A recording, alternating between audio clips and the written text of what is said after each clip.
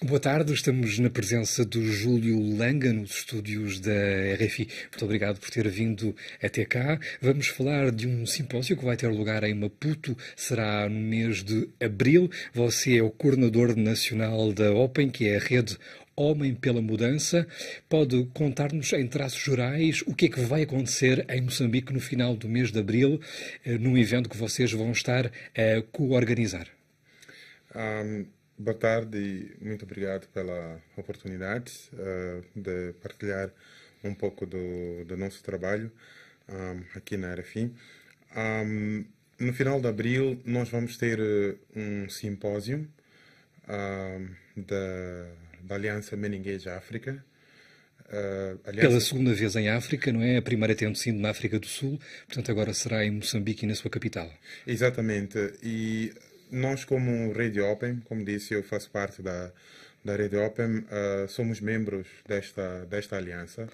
Ou seja, vocês são uma organização não governamental moçambicana que tem cerca de 9 anos, é isso? Exatamente. Nós temos aproximadamente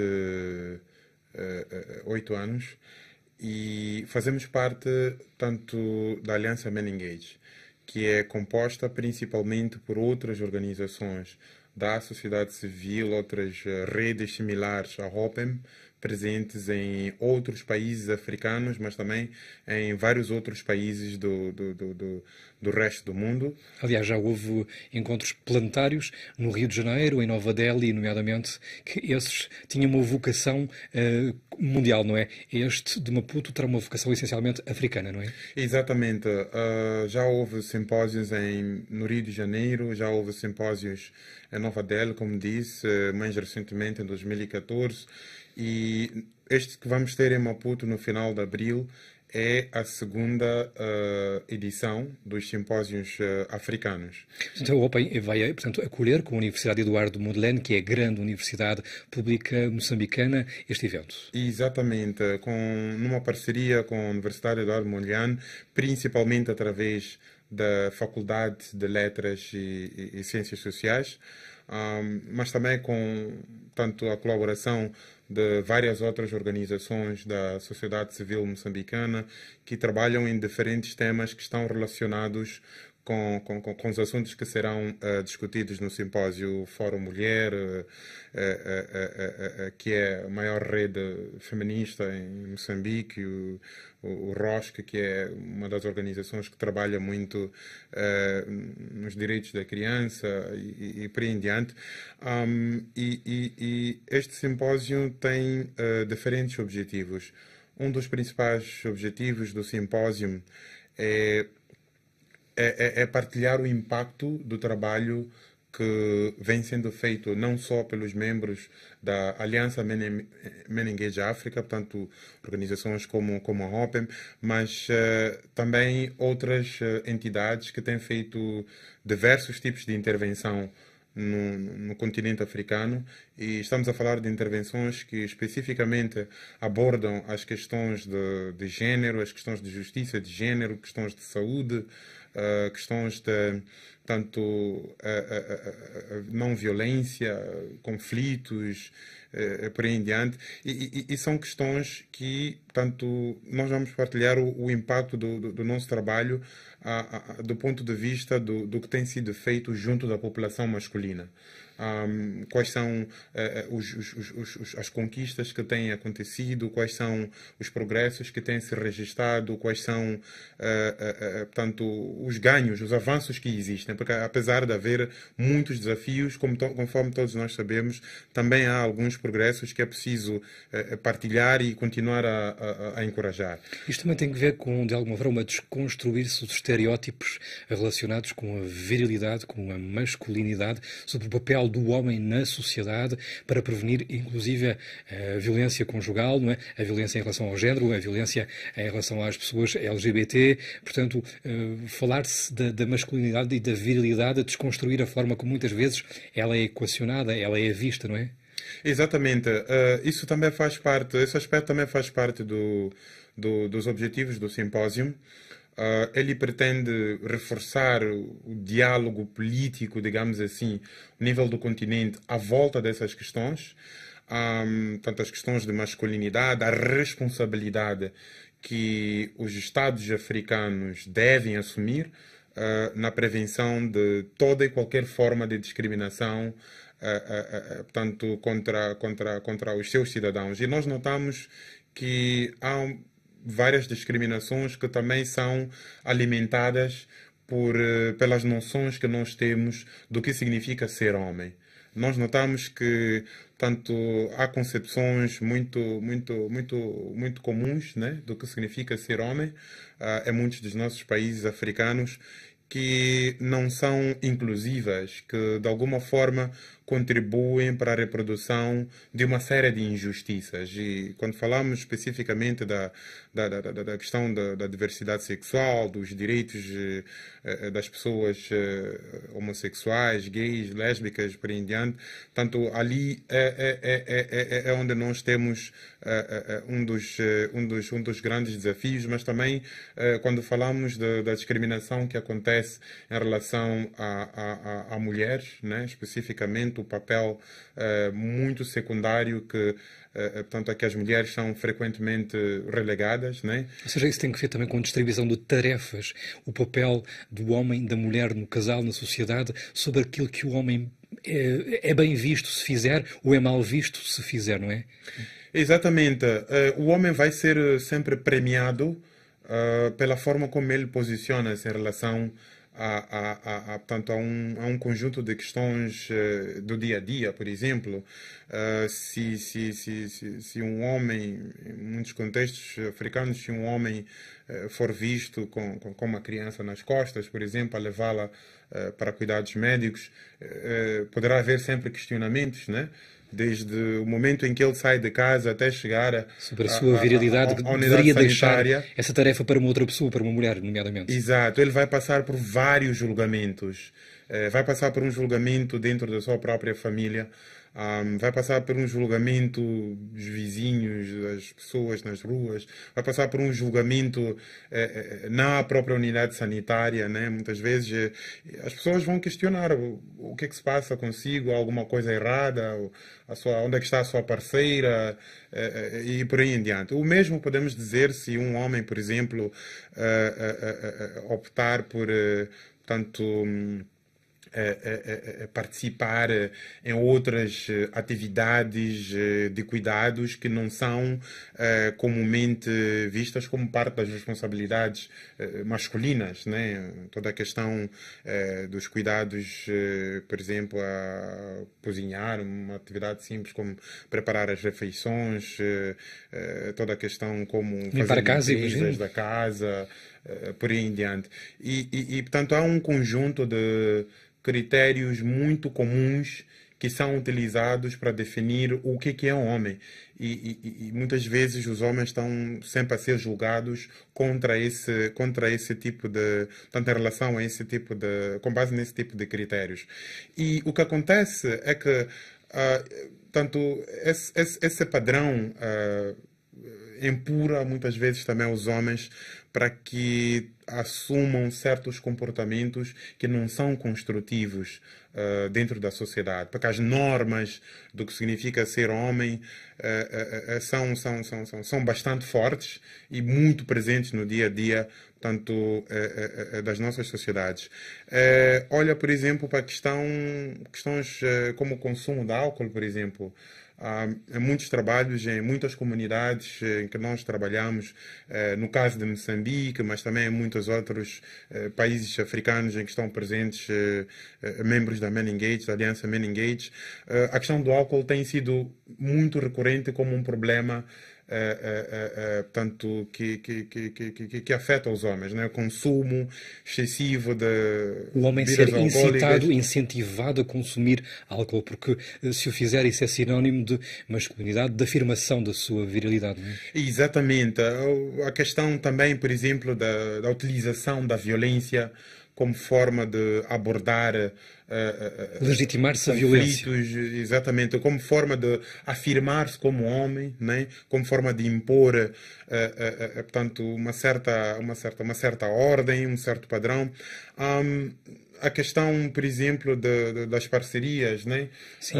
O engajamento com várias parceiras, a pressão que o homem coloca sobre si próprio dentro deste Um homem ser contexto para... polígamo não é um problema, uma mulher ter vários parceiros, aí sim é um problema, não é? Ela será muito mal vista e será alvo de perseguição, ou pelo menos de crítica da Exatamente. sociedade. Uma mulher nem pode sequer pensar nessa possibilidade, né?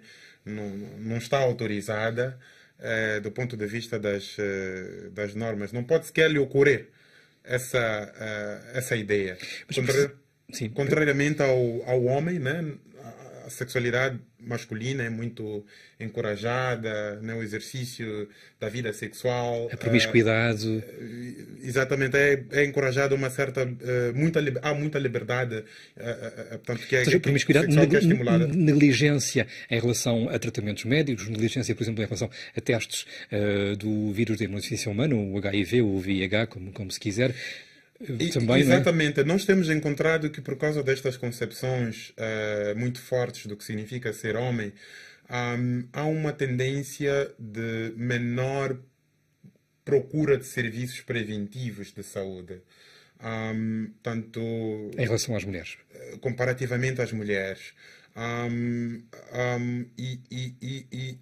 Quer dizer, isto vem associado também com aquela ideia de que os homens são fortes, né? Os homens são capazes de suportar dores, são capazes de, tanto eles podem viver com a dor, podem ignorar a dor. Os homens não podem mostrar fraqueza, não podem sequer exprimir, não podem manifestar o seu lado sentimental, emocional portanto, aspectos desta natureza. E conforme estava a indicar, isto tem consequências muito grandes do ponto de vista de testagens, né, para a questão do HIV, que é um desafio muito grande que temos no continente, mas também do ponto de vista de muitos outros problemas de saúde, incluindo o próprio bem-estar masculino de uma forma geral.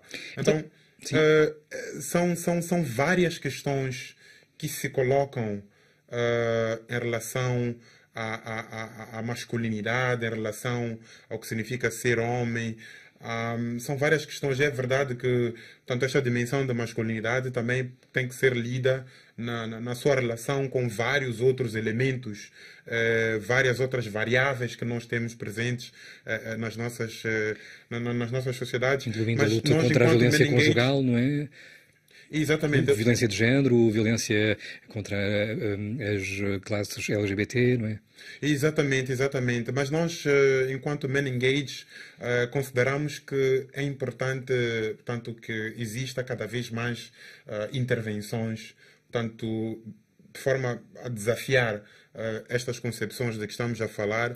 É necessário que exista um conjunto de respostas, portanto, para estes problemas, e essas respostas podem situar-se a vários níveis, né? Desde o que é o papel dos próprios Estados africanos na proteção, não é, dos direitos das pessoas, na educação, tanto na promoção de padrões de educação que sejam mais inclusivos e respeitadores, por aí em diante. Como é que isto se vai materializar? Você fala muito da Men Engage, desta aliança, desta rede. São cerca de 25 países, não é? Que estão implicados nesta aliança. Moçambique é o único lusófono neste momento. Pode descrever-nos mais ou menos como é que é a organização do Men Engage em torno deste simpósio? Sim, a Men Engage, conforme disse, ela é uma aliança global, mas que tem estas dimensões regionais, e no caso da Men Engage África são mais de 20 países, sim. Maioritariamente são países falantes da língua inglesa. Tanto há ainda muito poucos países falantes de língua portuguesa, assim como da língua francesa. O árabe? O árabe, sim. Portanto, na verdade, existe um braço da Menengage que cobre mais os países De expressão árabe. portanto, de expressão árabe. A Menengage, neste caso, a África de que estamos a falar, ela é mais subsaariana. Ok. Portanto, Moçambique é o único país de expressão portuguesa que está lá presente e é de todo nosso interesse como Menengage que exista cada vez mais países, portanto, africanos, falantes de português ou de francês, tanto Em realizando relação à estas... francofonia, vocês fazem alguma presença ao nível da República Democrática do Congo, não é? A RDC? Sim, sim, sim. Ao nível da RDC, um pouco também ao nível do Ruanda, que fala francês assim como inglês. Sim, sim. Tanto temos o Mali, que tem mostrado também interesse em juntar-se à rede. Em relação aos outros 4 países lusófonos em África, para além de Moçambique, você tem alguma expectativa sobre o facto de que eles possam também participar neste simpósio de Maputo? Sim, temos uma grande expectativa e, com a sua permissão, aproveito a apelar aos ouvintes da RFI para que se registrem, para que procurem saber mais sobre o simpósio. Basta fazer um simples Google, Maputo Symposium. Poderão encontrar lá o website oficial do simpósio, poderão registar-se e sempre que tiverem preocupações, dúvidas, há lá contatos Sobre as condições de que participação? podem utilizar e obter mais esclarecimentos, informação adicional, qualquer tipo de apoio que precisarem da parte do secretariado do simpósio. De facto, nós teríamos muita satisfação se os outros países falantes de português, além de Moçambique, também estivessem fortemente presentes no simpósio, principalmente em termos de organizações da sociedade civil, para que de alguma forma possam conhecer o tipo de intervenções que vem acontecendo em vários outros países africanos, o tipo de reflexões que nós estamos a fazer aqui em Moçambique e nesses outros países e eventualmente beneficiarem-se dessas experiências para também poderem estimular estas reflexões nos seus próprios contextos, onde nós julgamos que também portanto, é preciso que haja estas abordagens, estas conversas. Você falou de uma co-organização entre a Open e também a Universidade Eduardo Mondlane, que é pública, que é estatal. Portanto, o governo de Moçambique está, de alguma forma, também a apoiar-vos, não é? Em relação à preparação do simpósio. E como é que vai ser? Quem é que vai estar presente? Vocês, que público-alvo é que têm em relação à vossa preparação e com que apoios é que estão a contar? Bom, a co-organização é feita, como dissemos, pela Faculdade de Letras e Ciências Sociais da Universidade Eduardo Mondlane e a OPEM, assim como o secretariado da Menengage África, que está baseado na África do Sul, através de uma organização bastante reconhecida nestas matérias que se chama Sonke Gender Justice. O simpósio vai ter lugar no campus da Universidade Eduardo Mondlane e há, de facto, vários parceiros que estão a apoiar-nos nesta iniciativa, incluindo o próprio governo de Moçambique, através do Ministério de Gênero, tanto incluindo também algumas agências das Nações Unidas, a ONU Mulheres, o Fundo das Nações Unidas para a População, né? Tanto, assim como várias outras organizações da sociedade civil, tanto moçambicanas e algumas organizações também não governamentais estrangeiras, que estão a apoiar a iniciativa, estão a apoiar a organização do evento. E nós continuamos a encorajar, a convidar outras organizações, outras entidades interessadas nestas questões para que venham também, para que aproximem-se e participem, contribuam no processo de organização, assim como para o programa do simpósio. Tanto ainda não está neste momento publicado o programa de simpósio na nossa página, mas muito em breve isso vai acontecer e poderá haver várias Portanto, vai haver várias participações. Normalmente estes simpósios sempre contam com participações de alto nível de governos portanto, da sociedade civil, das Nações Unidas, portanto, não vai ser exceção neste caso. Nós queremos... Vocês estão, de alguma forma, também a tentar quebrar tabus. E é complicado, é delicado em todo o mundo. A África não é exceção, não é? Falávamos de questões que se prendem com o ser humano, com sexualidade, com virilidade, com masculinidade. Não deve ser uma coincidência ser em Moçambique. Em Moçambique, de alguma forma, estas questões podem ser debatidas, mas, porventura, não haverá ainda a abertura que se desejaria em relação a várias vertentes. Posso ser mais explícito. Sei, por exemplo, que a LAMB, daqui uma organização moçambicana de defesa das minorias sexuais, não conseguiu ser legalizada, mas ainda assim consegue ir trabalhando em Moçambique. Moçambique é um bocado um caso à parte, não é? Na África Austral, não é? Que percepção é que tem da forma como em Moçambique se podem debater estes assuntos? Sim, eu penso que isso é um facto, que em Moçambique se pode conversar sobre estes assuntos. Tanto... Quando ali no Uganda, ao lado, tem havido uma repressão crescente, por exemplo, em relação aos homossexuais, perdão, para ficar só nessa temática, não é? No Zimbábue a situação é calamitosa também, que é um país fronteiriço com Moçambique. No Malawi também não é nada simples. Ao fim e ao cabo, a África do Sul, portanto, é bem mais aberto, e Moçambique, de alguma forma, estaria ali entre os dois, não é? Sim, eu acho que temos que, de facto, apreciar o fato de que podemos discutir um pouco sobre estas questões em Moçambique, mas não devemos nos contentar com isso, né? Os direitos das pessoas devem ser respeitados completamente, né? Não pelas metades. E é verdade, sim, que a Lambda tem registrado, pelo que nós sabemos, pelo que todos nós sabemos, tem registrado muitas dificuldades portanto, para fazer o seu trabalho.